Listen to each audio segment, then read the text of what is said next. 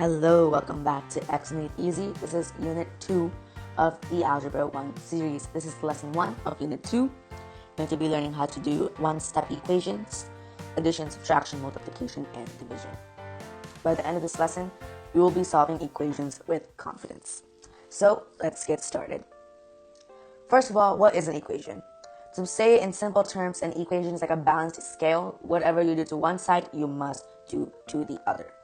But in this case, a math equation is a math sentence that has an equal sign.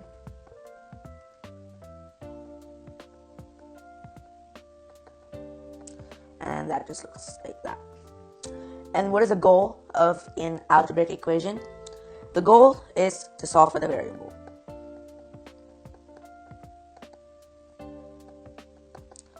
You might be wondering what that scribble thing is, what this is. Don't worry, we're going to get to that like right now.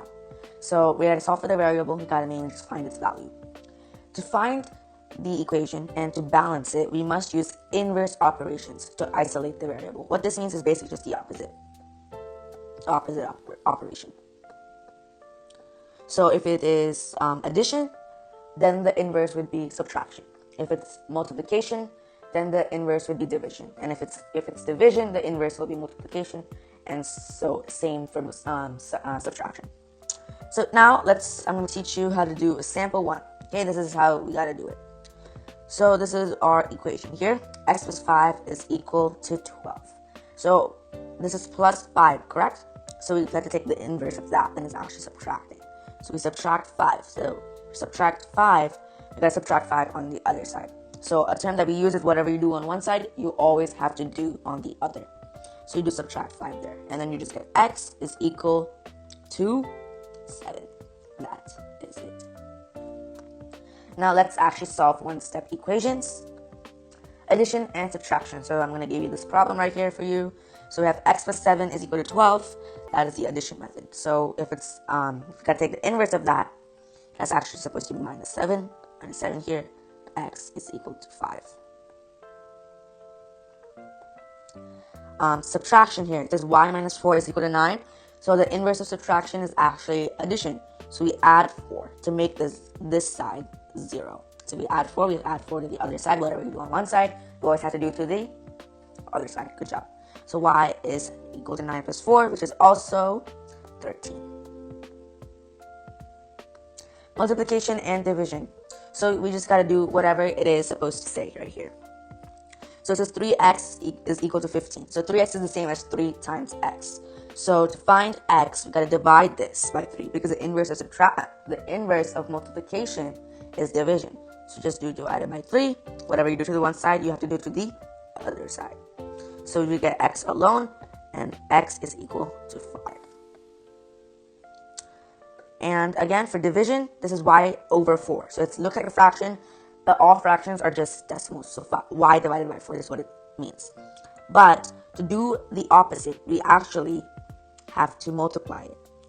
But we got to multiply 4 to get, if we get 4, then this will be 4y equal to 4, and the 4's cancel out, and we'll just get y is equal to 6, and then y is, and whatever you do on one side, you always have to do to the other, right? So 6 times 4, and y is equal to 24.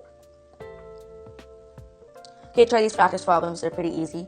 Pause the video, and once you have it, unpause, and you can see me going over these problems. Okay, so x plus 9 is equal to 18. So the subtraction, so the inverse of that is, this is addition, The inverse of addition is subtraction, so this will just be minus 9. And we'll just get x is equal to 9. Number 2, y minus 6 is equal to 12. So this is subtraction, so the inverse of that is addition. So we have to add 6. Add 6 here. Y is equal to 18. 5a is equal to 20.